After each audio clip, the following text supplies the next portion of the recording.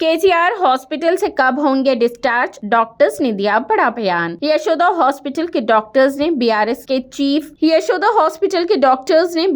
Chief KCR की सेहत की हालत पर हेल्थ बुलेटिन जारी किया है। उन्होंने कहा कि केसीआर के बाएं कुल्हे की हड्डी टूट गई है। उनका कहना है कि ऑपरेशन करके कुल्हे की हड्डी तब्दील की जाएगी। यशोदा के डॉक्टर्स ने बुलेटिन में इंकशाफ किया कि केसीआर को सेहतियाब होने में 6 से 8 हफ्ते लगेंगे। डॉक्टर्स ने कहा कि इस वक्त बीआरएस चीफ की सेहत पर माहिरीन नजर रखे हुए हैं। आपको बता दें कि साबिका चीफ मिनिस्टर केसीआर के कुल्हे की हड्डी में फ्रैक्चर आ गया है। Medical superintendent Yashoda hospital Somaji गुड़ा ने साबिका चीफ मिनिस्टर केसीआर का हेल्थ बुलेटिन भी जारी किया है। उन्होंने बताया कि साबिका चीफ मिनिस्टर उनकी रिहाइश गाह पर अपने बाथरूम में फिसल कर गिर पड़े थे और उसके बाद उन्हें मजीद देखभाल के लिए यशोदा हॉस्पिटल सोमाजी गुड़ा लाया गया। तशखीस पर बशमूल सीटी स्कैन उसके हिप फ्रैक्शन पाया गया। उन्हें बाएं कुल्हे की तब्दीली की जरूरत होगी और इस तरह की मालूमात में सेहतियाब होने का मामूल का कोर्स 6 से 8 हफ्तों का होगा। ऑर्थोपेडिक, जर्नल मेडिसिन और दर्द की दवाई समेत डॉक्टर्स की टीम के जरिए उनकी मुसलसल निगरानी की जा रही है। उनकी हालत मुस्तहकम है। हॉस्पिटल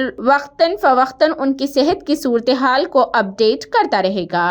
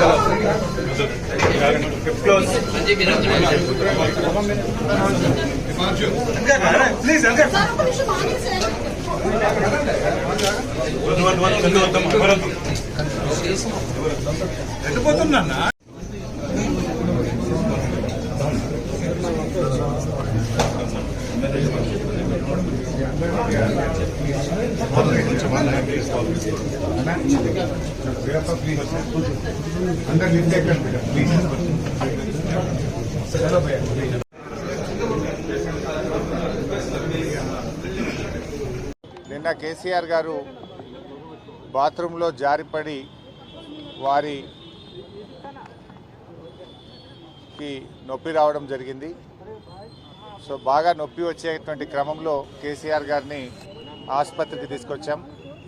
ఆసుపత్రిలో డాక్టర్లు సిటీ స్కాన్ అదేవిధంగా అన్ని రకాల పరీక్షలు చేసిన తర్వాత వారి యొక్క తుంటి ఎముక విరిగిందని, దాన్ని హిప్ రిప్లేస్మెంట్ ద్వారా సర్జరీ చేయాలని చెప్పి డాక్టర్లందరూ కూడా నిర్ణయించడం జరిగింది. అయితే ఈ సాయంత్రం డాక్టర్లు హిప్ రిప్లేస్మెంట్ చేయాలని చెప్పి నిర్ణయించారు. ఈ సాయంత్రం హిప్ రిప్లేస్మెంట్ సర్జరీ చేయడం జరుగుతూ ఉంది. మరి ఈ సందర్భంగా కేసీఆర్ గారి అభిమానులు, పార్టీ శ్రేణులు, నాయకులు ఎవరు కూడా ధైర్యం కోల్పోవద్దని, వారి ఆరోగ్యం మరి ఎప్పటికప్పుడు డాక్టర్లు సమీక్షిస్తూ ఉన్నారు. సో సాయంత్రం సర్జరీ జరిగిన తర్వాత మళ్ళీ ఆసుపత్రి వాళ్ళు బులెటిన్ కూడా ఇవ్వడం జరుగుతుంది.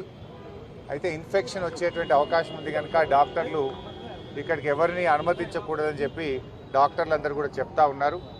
అందువల్ల పార్టీ శ్రేణులు, అభిమానులందరికీ మా విజ్ఞప్తి ఏంటంటే ఎవరు కూడా యశోద ఆసుపత్రికి ఇక్కడికి రావద్దని, ఎందుకంటే ఇక్కడ ఇన్ఫెక్షన్ వచ్చేటువంటి అవకాశం ఉంటుంది కనుక మీరందరూ కూడా దయచేసి వారి ఆరోగ్యం బాగు కావడానికి ప్రార్థించండి, పూజలు చేయండి. కానీ ఎవరు ఇక్కడికి రావద్దని చెప్పి కూడా విజ్ఞప్తి చేస్తూ ఉన్నాం. ఎప్పటికప్పుడు ఆసుపత్రి వాళ్ళు బులెటిన్ ఇవ్వడం జరుగుతుంది. వారి యొక్క ఆరోగ్య పరిస్థితిని ఉదయం సాయంత్రం డాక్టర్లు వారు ఎప్పటికప్పుడు బులెటిన్ రూపంలో మీకు తెలియజేయడం జరుగుతుంది. సో ఇప్పుడైతే వారి పరిస్థితి స్టేబుల్గా ఉంది.